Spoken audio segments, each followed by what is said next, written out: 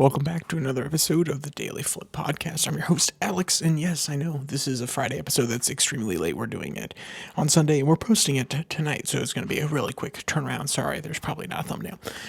Point overall, this article that we're going to go through today actually gives me a little bit of hope, and I was happy I held off as I was going through it and really thinking about the ramifications.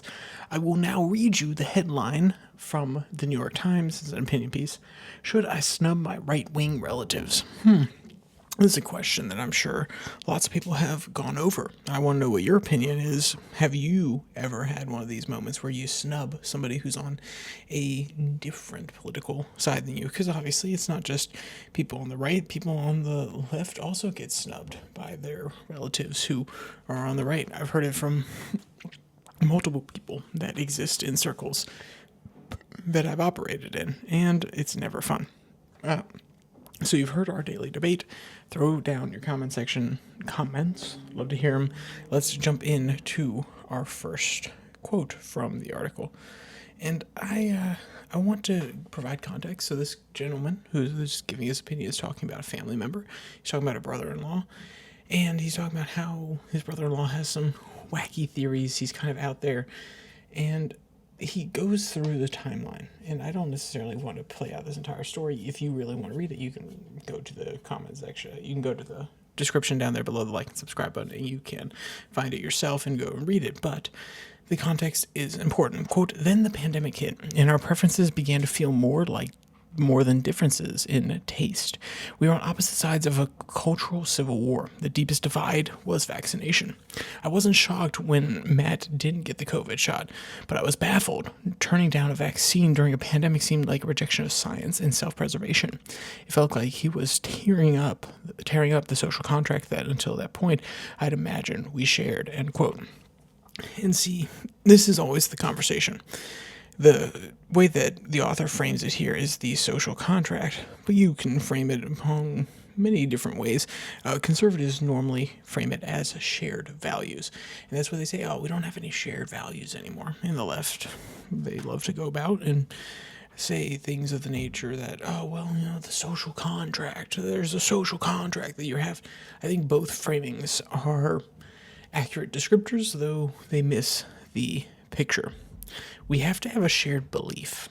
And this, in my mind, for a lot of people, is something that when they hear, they reject unless they are already people of the faith. And then they attach it to the meaning, to faith as meaning. And that's not what I mean when I say the shared belief.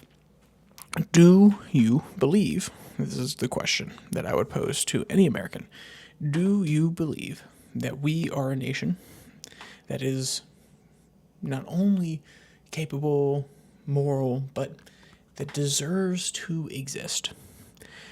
And why would you say this? Why would you ask this question of people? Because it is a belief. It is not something that is 100% verifiable. You can make all the moral and ethical studies about our practices, about what we've done over the course of our years.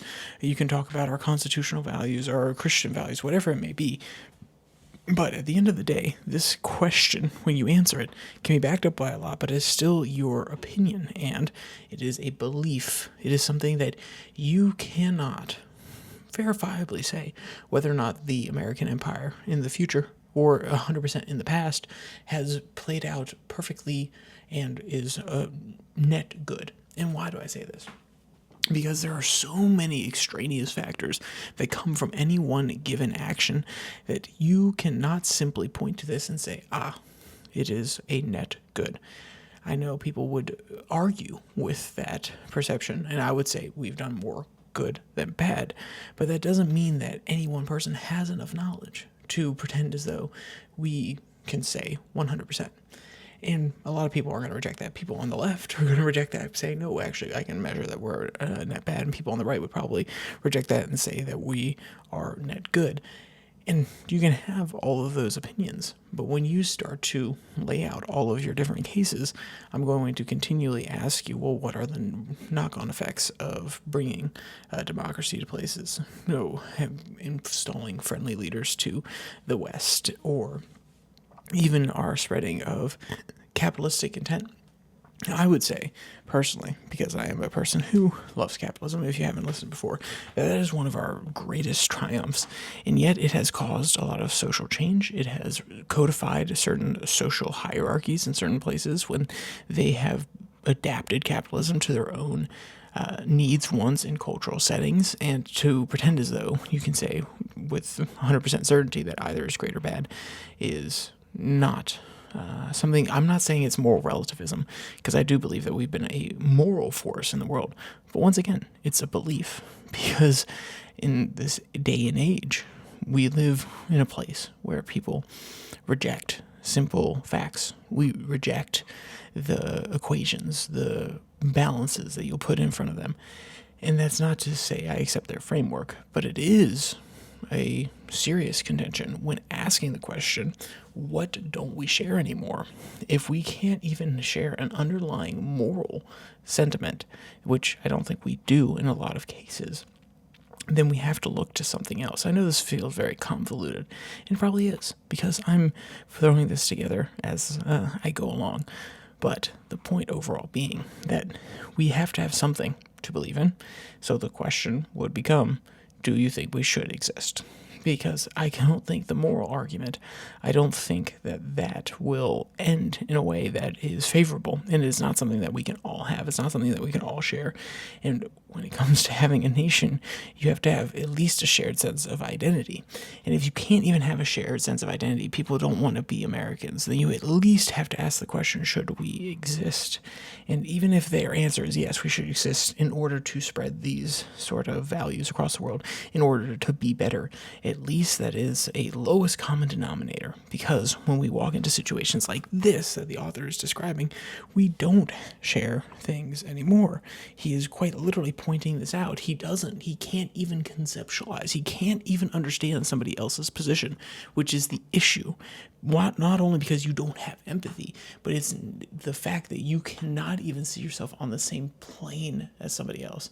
And when that is indeed the case, you are able to otherize them. You are able to cast them as negative, disperse, whatever word you want to use, a deplorable, a globalist, all these different words that are meant to cast dispersions and to separate them and throw different category titles on them in order to make them an other. So let's jump to the bottom, though, where there's the redeeming quality in this article, in my opinion. And I would say he's not quite perfect, but there is something here. Quote, my advice is always the same. Our differences are meaningful, but allowing them to mean everything is a part of how we end up here. When we cut off our contacts or let algorithms sort us into warring factions, we forget that not so long ago, we used to have things to talk about that didn't involve politics. Shunning plays into the hands of demagogues, making it easier for them to divide us and even, in some cases, to incite violence. So he's appealing to the baseline, we're all humans. And, grand scheme, world peace, that makes sense. Yeah, we're all humans. We can all unite underneath that. But as a nation, as a people living under a sovereign government, we have to have something beyond just we're all humans, because at that point we might as well degrade the borders. Maybe we all love the White Sox. Maybe we all love the American flag. I think, once again, the question we should go about asking is, do we have a right to exist? And if you say no, then maybe we have to work on you, and maybe we question why you're not currently tearing down the government. Or if you are trying to tear down the government, maybe ask you why and what we can do to channel that energy in a productive way. But hey, that's maybe a little bit out of the realm of possibility. Yeah, I'm sorry this one has been all over the place, though it's a fascinating discussion. I leave room to be wrong. I leave room to change my opinions, as I had read this article and was thinking about it most of the day, and of course, thinking and saying things out loud as we are working through this article. So, with that said, thank you for joining me for this episode of the Daily Flip Podcast. If you want to check out the article in the description, it'll be linked down there below the like and subscribe button. Also down there, you can find the podcast on Spotify, Pocket Cast, Podvine, as well as the Twitter handle at Your Daily Flip, where I post these episodes on Monday, Wednesday, Friday, except this last Friday. And Tuesday and Thursday, you have 6 and 6, which is 6 stories from around the world in 6 minutes or less. So, with that said, stay safe, don't die.